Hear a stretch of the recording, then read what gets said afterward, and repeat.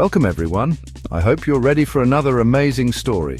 Today we're going to talk about something you asked for, the North Valley Cartel. What happens when a monster falls? What happens when a cocaine empire crumbles and its bosses end up behind bars? Many people thought the story of drug trafficking in Colombia would end with the Rodriguez or Varela brothers, but they were wrong, and they didn't even know it. You see, while the news reporters were celebrating, while the government smiled for the cameras, in the Cauca Valley, something much darker was starting to brew. Quietly, in the shadows, no camera flashes, no speeches. So who would get the power? Who would fill the big empty space of violence, money and death that the Cali Cartel left behind? It wasn't just one, that there were many old hitmen, traitors, the smaller players, and some of them were really dangerous, but also kind of invisible. A new cartel was starting, sneakier, better planners and meaner. The North Valley Cartel. This wasn't drug dealers fighting the government anymore, and this was drug dealers fighting other drug dealers for land, for shipments, for power. And the worst part, there were no rules. What's it like to have complete control over a whole area? What kind of man tells people to kill someone over the phone while he's eating dinner with his family? The new bosses didn't want cameras. They wanted silence and millions. They used banks, legal businesses, lawyers, politicians. And while everyone was looking at Medellin or Bogota, they were sending tons of cocaine to Mexico, the United States, and Europe. A network of death dressed up to look like progress. Did you ever wonder how someone builds a whole empire and nobody even notices? How a bunch of guys, people you've never heard of, ended up controlling 60% of all the cocaine leaving Colombia without anyone catching on. So after the Cali Cartel fell, the game pieces started to move. The soldiers who had loyally served the Rodriguez or Varela brothers, they didn't just disappear, they simply switched bosses, quietly in the shadows. The Cauca Valley became a no-man's land. The authorities looked the other way, some out of fear, others for money. And in the middle of that calculated chaos, two names emerged that would make the entire continent tremble. Wilber Varela, alias Jabon, and Diego Montoya, alias Don Diego. They were both partners, but shared empires don't last forever. Varela was cold, sneaky. He was an expert at moving shipments without leaving a trace. Montoya, on the other hand, was cruel, ambitious, and hungry for power, like two heads on one snake, and they'd soon start biting each other. Can you build a cartel without violence? They didn't try. The streets of the valley filled up with nameless bodies, killed for betrayal, suspicion, or just plain strategy. Bodies would show up with messages pinned to their chests. Some were thrown into the rivers, others were buried in graves that still haven't been found, even today. No one talked, no one asked questions, because everyone knew the Norte del Valle Cartel didn't forgive. But there was something worse than death, being invisible. Varela and Montoya learned that fighting head-on didn't work. They learned that being in the spotlight could kill. So they built their power in the shadows. They bought farms, businesses, judges, cops, and they started sending out cocaine, just like it was coffee. Who could stop them? Who would dare to point fingers at men who weren't in any photos, who had no criminal record but were moving hundreds of millions of dollars? Terror doesn't always scream. Sometimes it whispers, in offices, in secret calls, in knowing looks. And while Colombia celebrated, thinking they had beaten the big drug lords, the true masters of the drug trade were already writing a new chapter. A darker one, more evil, more bloody, the chapter no one wanted to see, but now you're about to find out. After they became the new heads of drug trafficking in Colombia, Wilber Varela and Diego Montoya stopped being partners. They didn't share roots anymore. They didn't trust each other anymore. Money, power, and ego, they ruin everything. And in the world of drug trafficking, suspicion is a death sentence. The tension didn't just explode overnight, it was slow, quiet, like a pressure cooker building up steam. They spied on each other, sized each other up, and threatened each other through middlemen, until finally the inevitable happened. war. And what kind of war do ghosts fight? There were no armies or battlefields. There were chainsaws in the early mornings, bodies hanging from bridges, grenades in brothels, and kids shot by mistake. The violence was wild and unseen. The streets of Valle del Cauca filled with death, but nobody talked. Because everyone knew this wasn't just any fight, it was a purge, a hunt between monsters. Don Diego, one of the most feared leaders of the North Valley Cartel, was known for his cruelty and cleverness. His power reached across the whole country, and just hearing his name made people afraid. Varela, on the other hand, vanished like smoke. He would disappear for months. People said he lived in Venezuela, that he traveled to Europe, that he slept in safe houses where not even his own men knew he was. But every time he reappeared, someone died. Silence was his signature. They both knew that this couldn't last forever. The DEA already had them in their sights. The Colombian government, pressured by the United States, was starting to act. But it wasn't easy. How do you catch men who were buying colonels? Who lived in luxury but without showing it off? Who built an empire based on staying unknown? Between 2003 and 2007, Colombia went through one of the most brutal internal wars in its history. And almost nobody noticed it, because it was a war between narcos. It was a war fought on the edges of the law, in the countryside, in nightclubs, in whole towns bought by one of the two sides. There were days when the fear was so thick people wouldn't even step outside their homes. It wasn't because they were scared of the police. It was because they knew that night the rival cartel was coming to clean up. And cleaning up meant gunshots, torture, and burned bodies. The news people stayed quiet, judges started to disappear. Some reporters tried to tell the story, and they ended up dead because no one lived very long if they talked about the North Valley Cartel. But in the shadows of this war, betrayals started to happen. Friends who were playing for both teams, hitmen who were tired of taking orders, and the government finally started to make some really big moves. Because when ghosts get too real, even hell itself trembles, and pretty soon one of the two leaders would fall, but not in a battle, instead betrayed by his own shadow. Sometimes the deadliest enemy isn't the one aiming at you from far away, but the one who sits at your table, pours you a drink, and calls you brother. Wilber Varela figured it out too late. The war against Don Diego had forced him to pull back, to hide outside the country. His base of operations moved to Venezuela, where he started to build a really tricky and dangerous network. He bought people off, bribed military folks, and he found in the political chaos of that country the perfect hiding spot to keep doing his business without getting caught. But fear had already caught him. Varela knew he was surrounded by shadows. He started to distrust everyone, his men, his closest hitmen, his bodyguards. His paranoia grew just as fast as his legend. A prisoner of his own empire. The answer came in the form of betrayal. Two of his trusted men, nicknamed Tolomeda and Pexas, were with him in Venezuela. They were part of his inner circle. They served him coffee, they handed him the phone, they opened the doors of his armored car. But they weren't obeying him anymore. Wilber Varela, the feared Jabon, was killed in a hotel room in cold blood. It was a perfect hit. There was no shootout, there was no chase, just one clean shot, and then complete silence. Who ordered his death? Was it Don Diego? Was it the paramilitaries, the DEA? Or was it simply the price he had to pay for building an empire on betrayal? His body lay there next to his bodyguards. There were no witnesses at the scene, only rumors, only shadows. But his death didn't bring peace, just the opposite. It unleashed chaos. Because when the king falls, the hyenas rush in to tear apart what's left of the throne.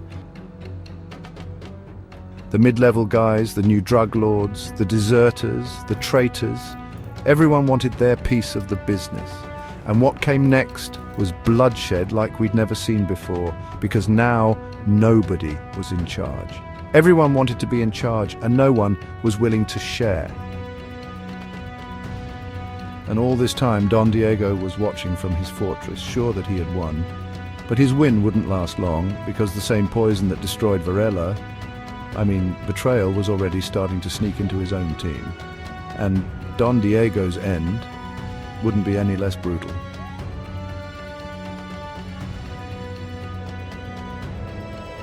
The last lord of the valley, Diego Leon Montoya Sanchez, also known as Don Diego, felt invincible. With Varela out of the picture, all the power of the Norte del Valle Cartel finally seemed to be in his hands. He didn't have to look over his shoulder anymore, no more fighting among themselves, no more of his men's blood spilled because of quiet backstabbing. He was the only king. Or at least that's what he thought, but there's something these bosses always forget. When their kingdom gets too big, it's easier for it to burn. From his hideout in the mountains of northern Valle, Don Diego was running operations worth millions.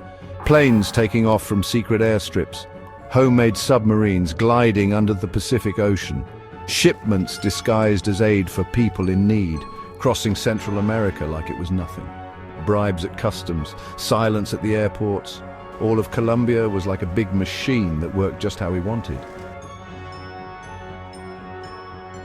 And meanwhile in Washington, his name was at the top of the most wanted list, right next to Osama bin Laden. This was no joke. For the DEA, Don Diego was a top target, and now, without Varela, he was out in the open. He could no longer hide behind the war, he could no longer blame someone else. International pressure started to build. The United States wanted results, and the Colombian government, after years of looking the other way, couldn't ignore him anymore. What used to be okay in the shadows, it was now turning into a manhunt. And the worst part? Cracks were starting to show from the inside. His own men, the ones who promised to always be loyal, started to get scared of him. They knew that with Don Diego, you didn't get a second chance. If he suspected you of anything, you wouldn't live to deny it. Mistrust spread like a sickness. It was like a slow disease eating away at the cartel from the inside.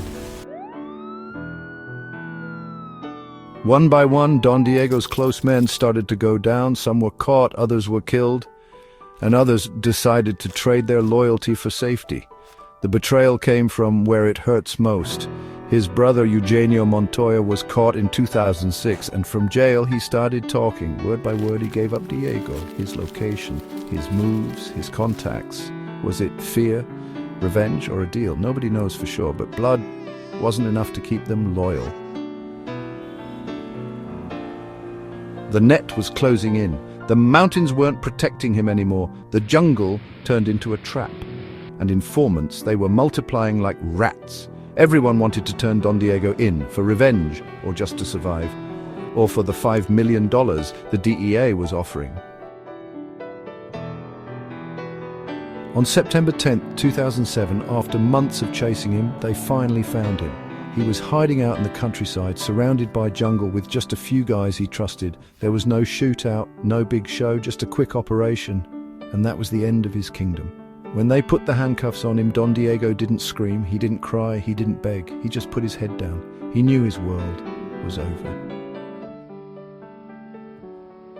They sent him over to the United States in 2008, and there, in a cold jail cell, he started to pay for the years of terror, blood, and cocaine. And that's how the last big boss of the North Valley Cartel went down. But the drug trade, it didn't die with him, because when one big monster falls, other smaller ones pop up from what's left.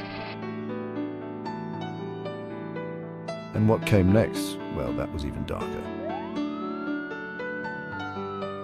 The cartel's body lay on the ground, headless, Varela, dead. Don Diego in the hands of the law. The big bosses of the Norte del Valle were history. The government celebrated. The DEA congratulated themselves. The news talked about victory, but in the shadows, something was moving. Something smaller, quicker, more broken up, and much harder to guess, because organized crime doesn't die. It changes. What was once a solid, organized group with clear bosses at the top, it turned into a beast with 1,000 heads. A violent hydra, all broken up, impossible to control. Instead of just one big group, Colombia became full of smaller gangs, groups that broke off, and small crews working on their own. They took the roots, the contacts, and most of all, they were hungry for power. Don Diego's men didn't just disappear, they scattered. Some went into hiding. Others took over local areas, and many of them started going by different names: Los Machos, Los Rastrojos, Los Comba, La Empresa. New names for the same old crimes. The old drug lords didn't need to lead from a big mansion anymore. Now they worked in secret, more quietly. They were meaner and followed fewer rules. Loyalty didn't exist, only business. Everyone had a price in dollars, and betrayal was paid back with fire.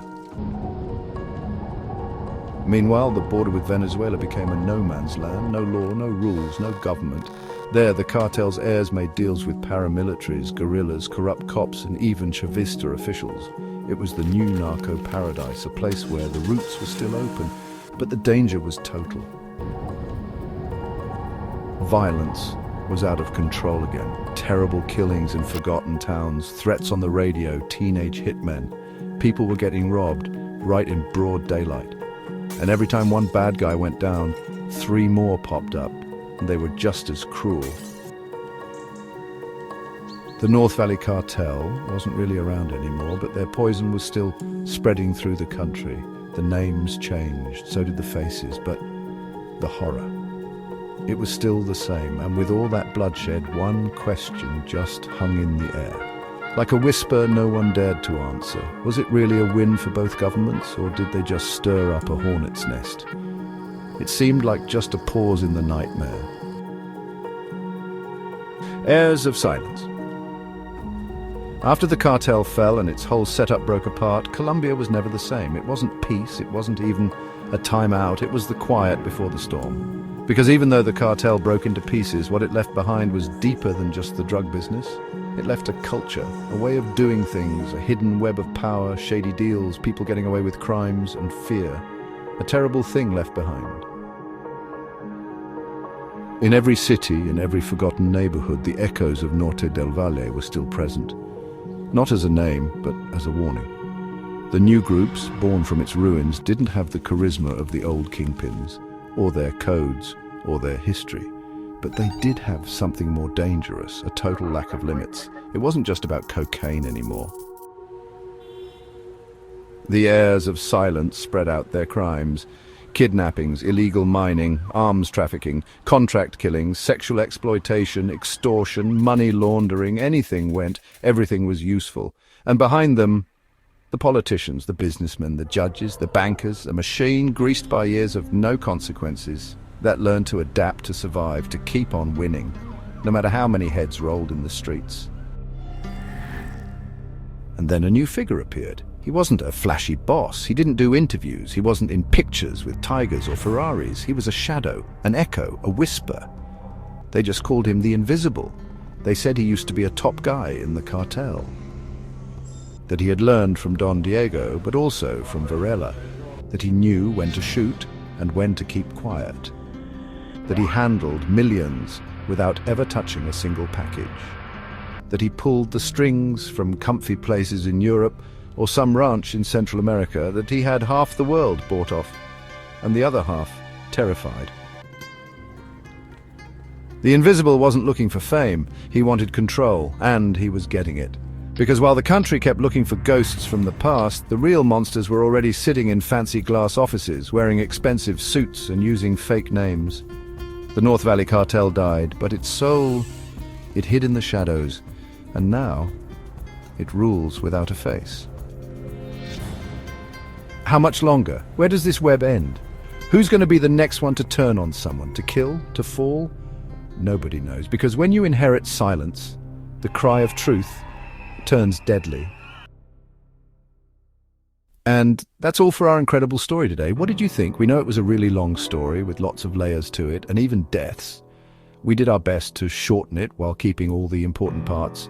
Do you want us to make a part 2? Let us know in the comments. Thanks for watching with us, and don't forget to subscribe so you don't miss any videos.